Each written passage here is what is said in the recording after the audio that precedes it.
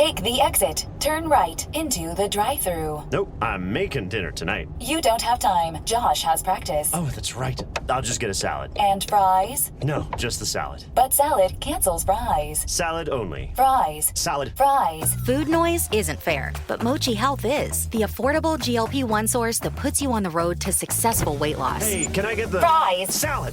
Sorry. Learn more at joinmochi.com. Mochi members have access to licensed physicians and nutritionists. Results may vary.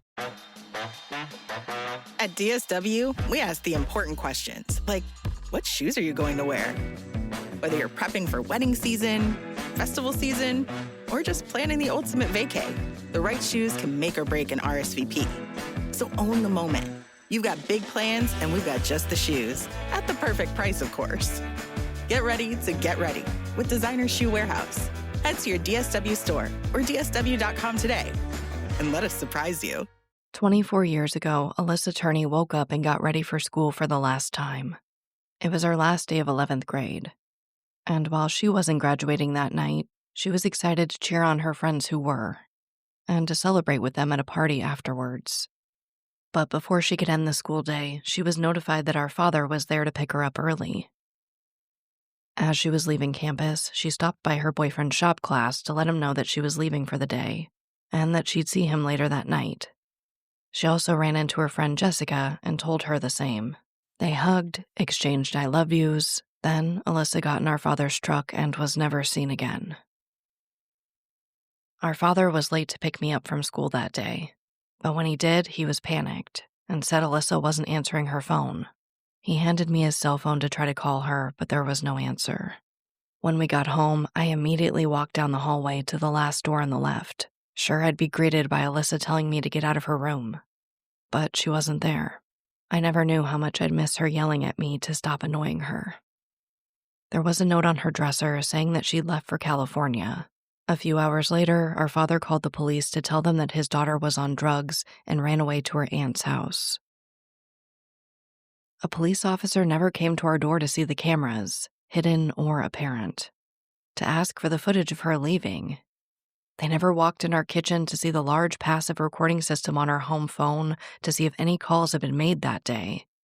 They never saw my father to check his hands or arms for defensive wounds.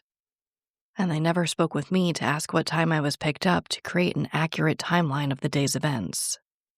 Alissa wasn't on the news, and there was no search for her, despite her friends offering to help. The only person that looked for her that night was her boyfriend.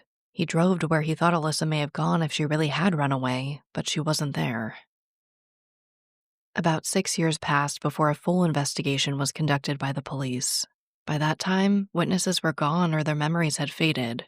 Records had been purged and surveillance video was deleted.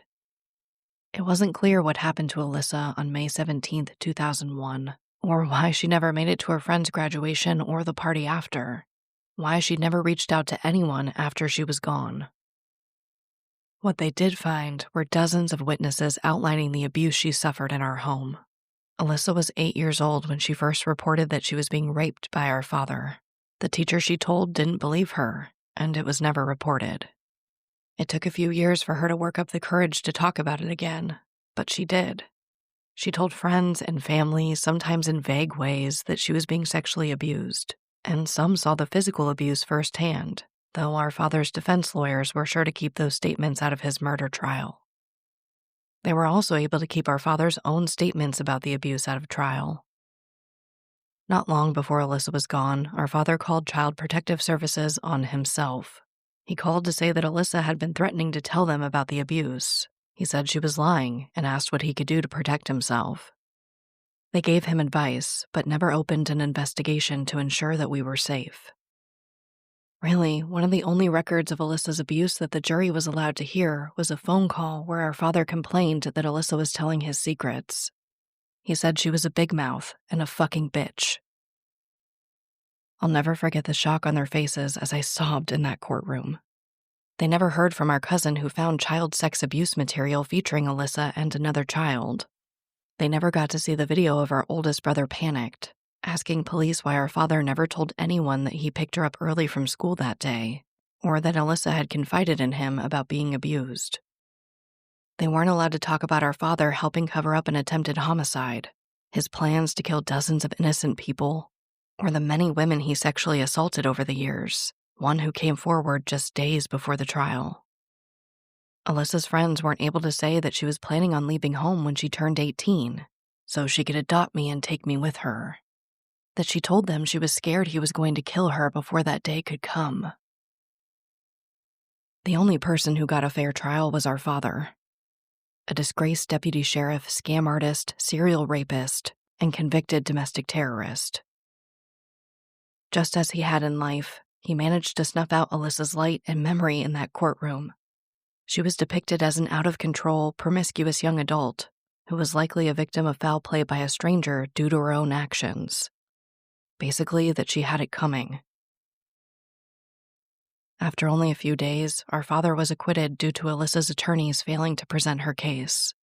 Like her third-grade teacher, like CPS, like the Phoenix Police Department, the Maricopa County Attorney's Office failed her too. Our father is only free because he is a skilled criminal, and he and his lawyers knew how to work every system designed to protect children from predators, not because he didn't kill Alyssa. Even he admits that there was evidence pointing to that fact. What he never factored in, though, was me. After Alyssa and I lost our mother, I clung to him so hard. I truly considered him my best friend and hero. I didn't know about the abuse happening in the next room. I was told that Alyssa screamed because she was out of control, was unruly, and needed discipline. I just knew that my father was sad and often threatened to die by suicide, in part because of the burden Alyssa and I put on him. I barely went to school just so I could be with him, and after Alyssa was gone, I held on even tighter. As I was graduating at the top of my class from college, he was in prison for creating explosive devices and a plan to use them to kill dozens of people. Even then, as smart as I thought I was, I believed he was innocent. But, as most of you probably know, I eventually saw the truth that so many others already knew, that many of them had tried to tell me. My desperation to cling on to my only parent, to any sense of a support system, truly blinded me. Until it didn't.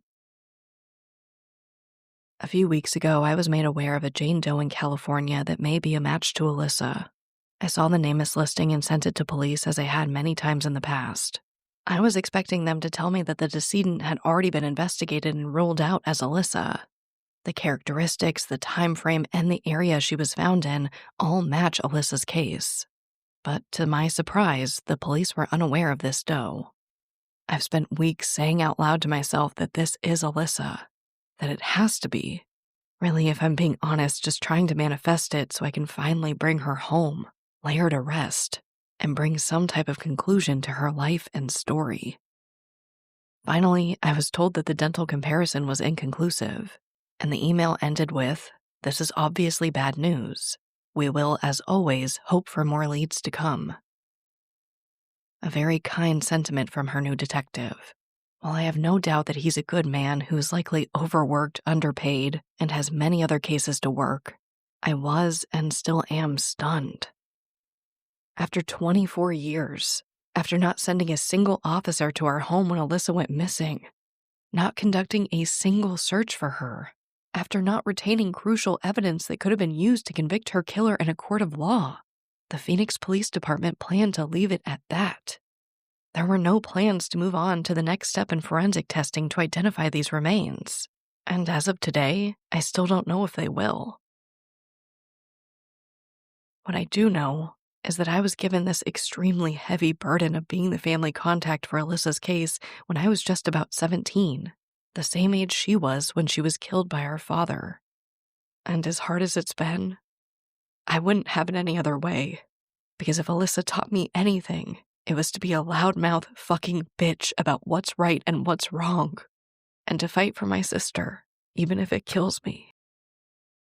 Alyssa, I love you. I'm sorry. And I'm gonna bring you home, no matter how long it takes. Insurance isn't one size fits all. That's why customers have enjoyed Progressive's Name Your Price tool for years now. With the Name Your Price tool, you tell them what you want to pay, and they'll show you options that fit your budget. So whether you're picking out your first policy or just looking for something that works better for you and your family, they make it easy to see your options. Visit Progressive.com. Find a rate that works for you with the Name Your Price tool. Progressive Casualty Insurance Company and Affiliates. Price and coverage match limited by state law.